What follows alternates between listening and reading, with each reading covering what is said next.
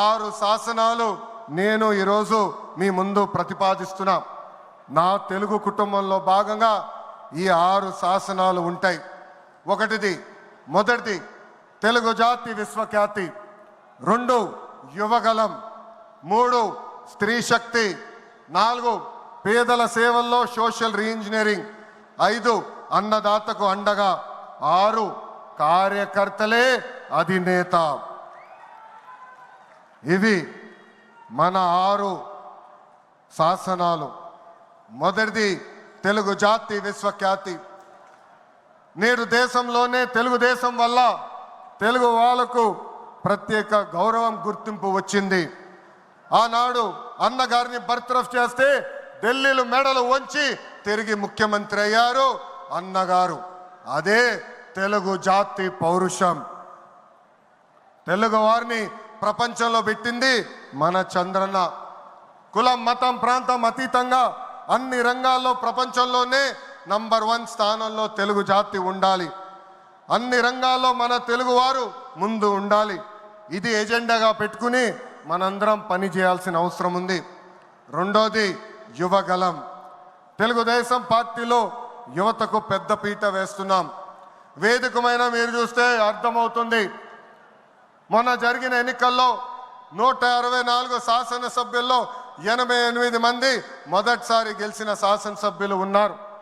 క్యాబినెట్లో కూడా తీసుకుంటే 25 మంత్రులకి ఏకంగా 17 మంది మొదటిసారి మంత్రులుగా కూడా నియమించారు గౌరవ జాతీయ అధ్యక్షులు చంద్రబాబు నాయుడు గారు. సీనియర్ని, జూనియర్ని గౌరవిస్తాం, పనిచేసే వాళ్ళని ప్రోత్సహిస్తాం. గత ప్రభుత్వంలో ఒక HSBC, Franklin Templeton, Amar Raja జాకీని తరిమేస్తే మన ప్రభుత్వ అధికారంలోకి వచ్చిన తర్వాత TCS, LG electronics, NTPC, BPCL, Reliance CBG, Arcelor Mittal ఇలా అనేక పరిశ్రమలు ఆంధ్ర రాష్ట్రానికి తీసుకొచ్చాం.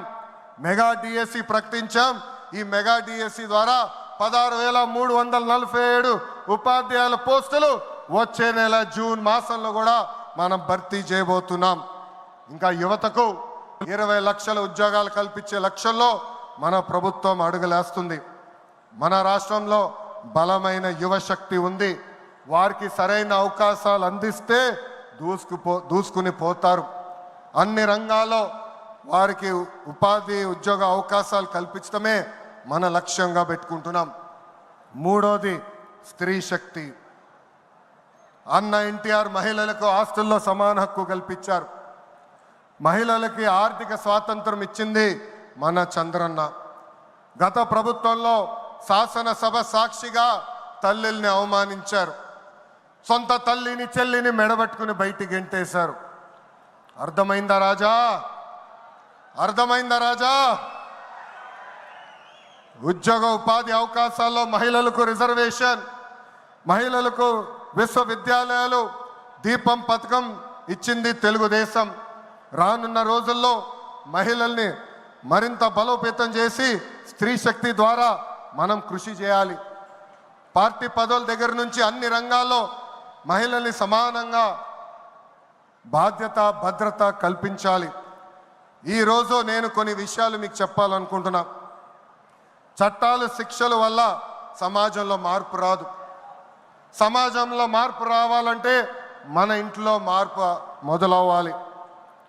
ఇప్పుడు కూడా మనం కొన్ని పదాలు వాడతాం. గాజులు తొడుక్కున్నావా, చీరలు కట్టుకున్నావా, ఆడపిల్లలాగా ఏడవద్దు, ఇలాంటి పదాలు మనం మానేయాలి. అప్పుడే మనం ఆశించిన మార్పు సమాజంలో వస్తుంది.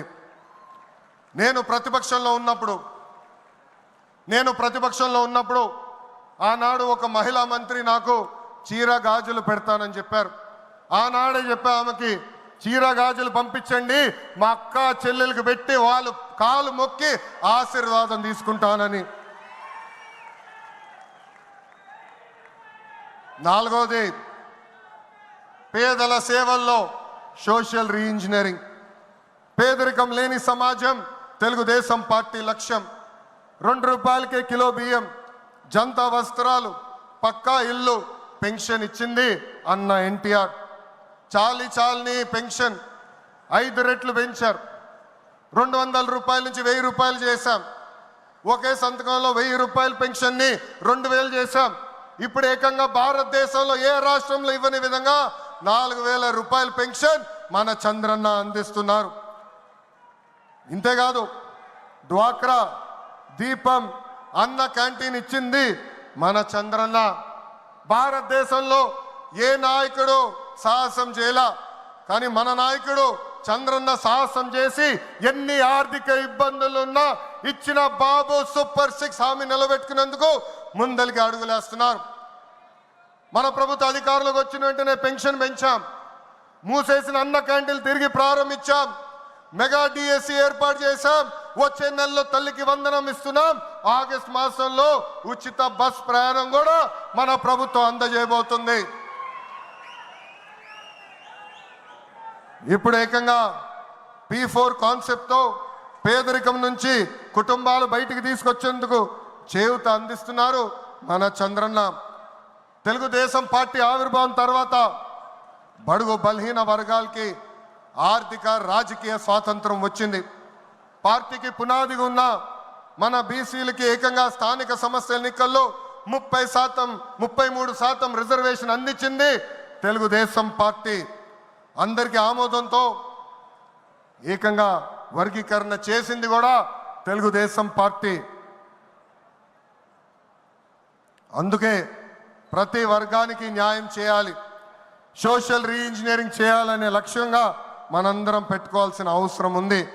ప్రస్తుత పరిస్థితుల్లో అన్ని కులాలకు సామాజిక సమన్వయం కూడా అవసరం ఉంది.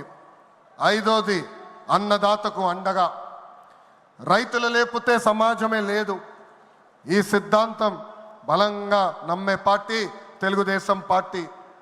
అన్న ఎన్టీఆర్ గారి దగ్గర నుంచి మన చంద్రన్న వరకు రైతుల జీవితాలు మార్చేందుకు కృషి చేశారు. డ్రిప్ ఇరిగేషన్ దగ్గర నుంచి ఇరిగేషన్ ప్రాజెక్టుల వరకు, సబ్సిడీ, హార్టికల్చర్ వరకు ప్రోత్సహించింది తెలుగుదేశం. ఈరోజు మనం ఆక్వా, పామాయిల్, కోకో రంగంలో మనం నంబర్ 1 ఉన్నాం. మామిడి, జీడి పంటల్లో 2వ స్థానంలో ఉన్నాం. దీనికి కారణం తెలుగుదేశం పార్టీ. అన్నదాతకు తెలుగుదేశం ఎప్పుడు అండగా ఉంటుంది. పొగాకు, కొక్కో, మిరప ధరలు పడిపోతే ఏకంగా గిట్టుబాటు ధర ప్రకటించిన నాయకుడు మన నాయకుడు చంద్రబాబు నాయుడు గారు. బంగారం లాంటి భూములు మన రాష్ట్రంలో ఉన్నాయి. వ్యవసాయం కరెక్ట్గా ప్రమోట్ చేస్తే బంగారం పండించే శక్తి మన రైతుల దగ్గర ఉంది. అందుకే అన్నదాతకు అండగా అనే విధానాన్ని మనం అమలు చేయాలి. 6వది నాకు మనసుకు దగ్గర ఉండేది, కార్యకర్తలే అధినేత. ఒక అంజిరెడ్డి తాత, ఒక మంజుల, ఒక తోట చంద్రయ్య నాకు స్ఫూర్తి. ఆనాడు పొంగనూరు నియోజకవర్గంలో అంజిరెడ్డి తాత స్థానిక సంస్థ ఎన్నికల్లో నామినేషన్ వేసేదానికి వెళ్తే ఆనాటి పాలకులు అడ్డం తిరిగారు. తొడగొట్టి మీసాలు మిలేసి రండి నేను నామినేషన్ వేసి చూపిస్తానని చెప్పారు మన అంజిరెడ్డి తాత. బూత్లో రిగ్గింగ్ జరుగుతుందని బూత్కి వెళ్ళి కూర్చుంది మంజుల. ఏకంగా మంజుల గారు ఉంటే బూత్ రిగ్గింగ్ జరగదని ఆమె పైన దాడి చేశారు. రక్తం గారుతున్నా భయపడలేదు.